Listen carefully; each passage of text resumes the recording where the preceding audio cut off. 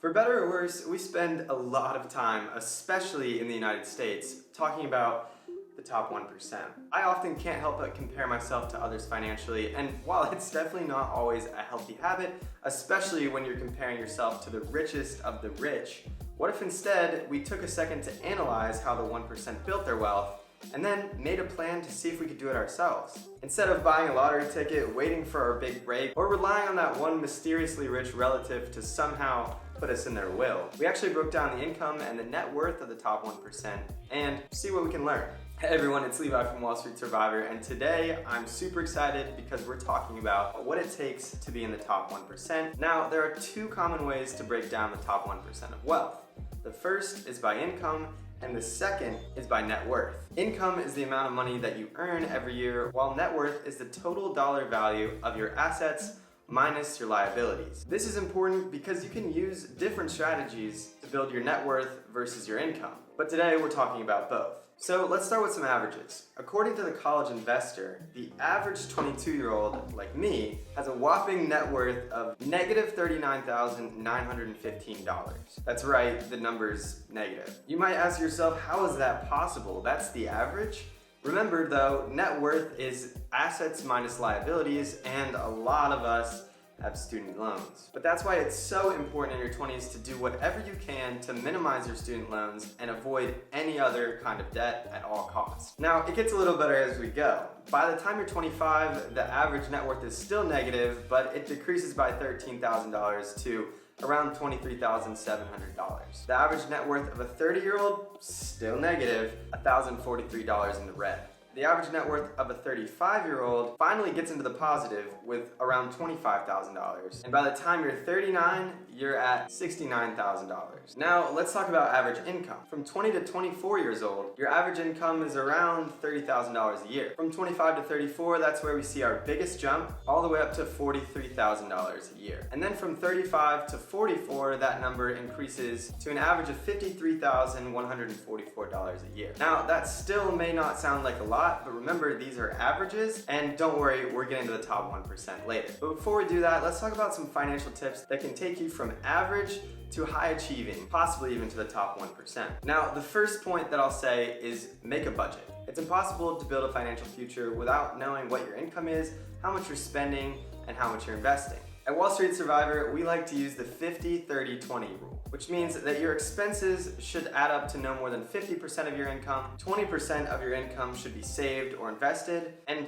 30% you can use to spend at your discretion. But if you want to be in the top 1%, you're probably going to have to up those numbers, potentially even saving/investing upwards of 50% of your income. Tip number 2 is get a credit card. Now wait, Levi, didn't you just say that debt is bad and we should avoid it at all costs? Yes, absolutely, but then you can start building that good credit so that you can eventually qualify for a home loan that could potentially be a great investment for your financial future.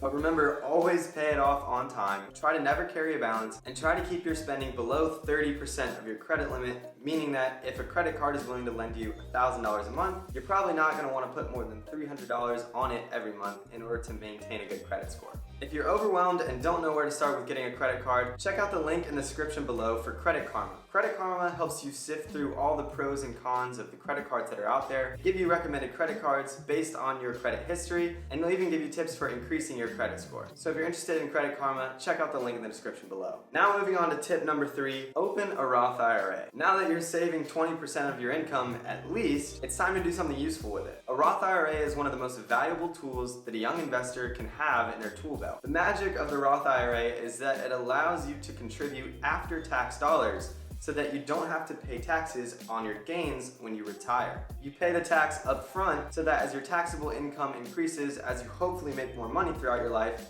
by the time you go to take it out, you won't owe anything in taxes to the government. The Roth IRA makes perfect sense for people who want to continue to build their income higher and higher throughout their life. You pay your taxes now while you're in a lower tax bracket, and then when you're rich later, you won't have to pay any taxes, right? But if you want to be in the top 1%, it likely can't be the only way that you invest because of that $6,000 a year contribution limit.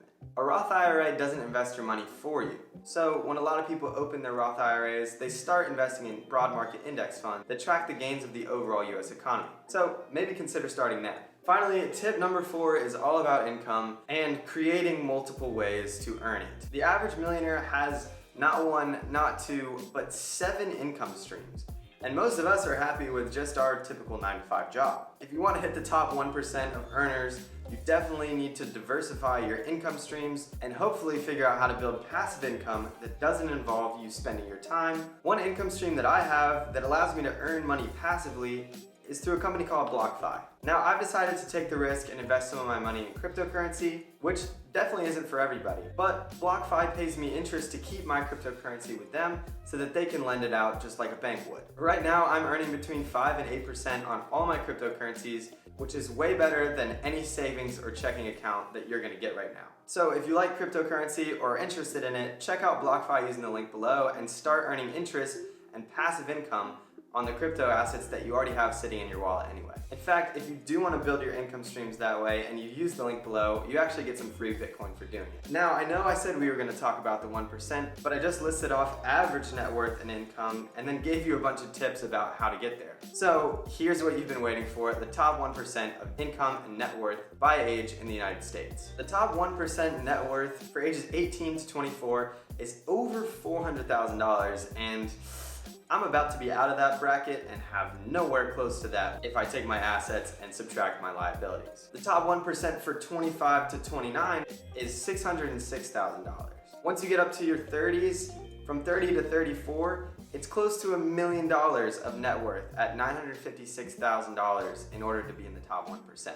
And then at age 35, it just skyrockets into the multi-millions. 4 million at 35 to 39, 7 million at 40 to 44, and over $10 million if you want to be in the top 1% at age 45 to 49.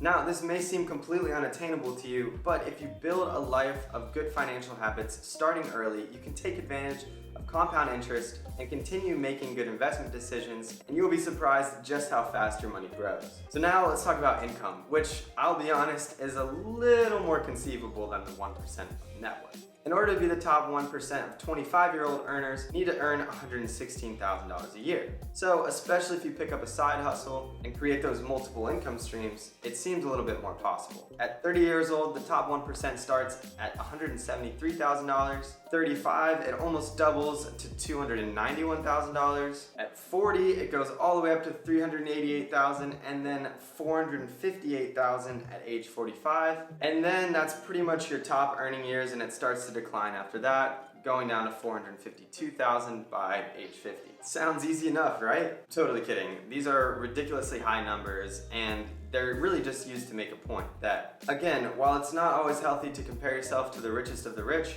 it gives you something to shoot for. It gives you a reason to start implementing great financial habits like the ones we talked about in this video. Don't let it be discouraging, let it be a goal that you can shoot for, and let those numbers help inspire you to reach the financial goals and build the financial future that's right for you. If you like this video, make sure to hit the like button down below. As always, thank you guys so much. Subscribe to the Wall Street Survivor channel, and I'll see you guys next week.